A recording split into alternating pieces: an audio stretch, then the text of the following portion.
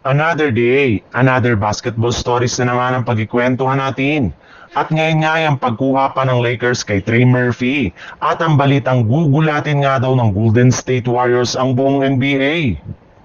Bagamat man nga sunod-sunod na ang panalo ng Los Angeles Lakers, ay payag pa rin nga ang kanilang team sa ideya na tuluyang paggawa na ng trade sa lalong madaling panahon. Sa katunayan, base nga sa ibinulgar ng isang NBA insider, bukas pa rin nga daw ang pintuan ng Lakers para i-trade si Jared Vanderbilt sa kuponan ng New Orleans Pelicans upang makuha ang matagal na nilang target na si Trey Murphy III na available pa rin sa trade market. May ilang mga miyembro nga ng front office ng Lakers ang gustong-gusto ang potensyal at ang galaw ni Murphy sa loob ng court. At naniniwala nga sila na magkakaroon ito ng malaking impact sa kanilang kampanya next season. Babagay rin naman nga daw ang laruan nito kasama sina Luka Doncic, Austin Reeves at LeBron James bilang isang spot-up shooter. Gamit ang kanyang laki ay isa rin naman nga itong mahusay na rebounder at defender.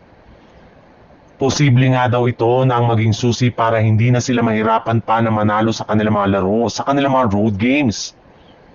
Sa ibang balita naman, sa pagkapanalo nga ng Golden State Warriors, sa kanilang last 2 games ay umangat na nga sa 13 wins at 12 losses ang kanilang kasalukuyang record bilang ika-top 8 sa standing ng Western Conference. Bagamat man nga hindi pa rin sila nakakagalaw sa kanilang pwesto ay unti-unti na rin naman nga silang nakakalapit sa mga team na nasa itaas. Sa katunayan, 1.5 games lang naman nga ang kalamangan sa kanila ngayon ng ika-top 7 na Phoenix Suns habang 2.5 game lamang ang kalamangan sa kanila ng ika-top 6 na Minnesota Timberwolves.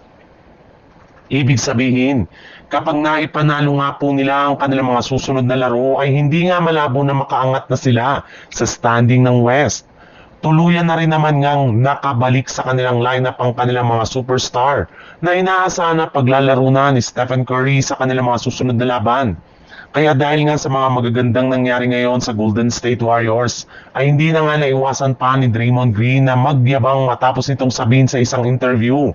Nasisiguraduhin nga daw po niya na magsusunod-sunod na ang kanilang panalo sa mga darating nilang laban at makakaangat na ulit sila sa standing ng Western Conference.